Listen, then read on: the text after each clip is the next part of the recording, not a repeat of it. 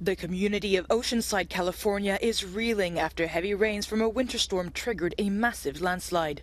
Residents were evacuated from homes overlooking the Pacific Ocean coastline on Buena Vista. The parade of winter storms that have pummeled California have caused hundreds of millions of dollars of damage as they washed out communities. Meanwhile, the U.S. National Weather Service is still issuing flood warnings for much of the U.S. West Coast. Over 350,000 customers are still without power in California as a result of the storms.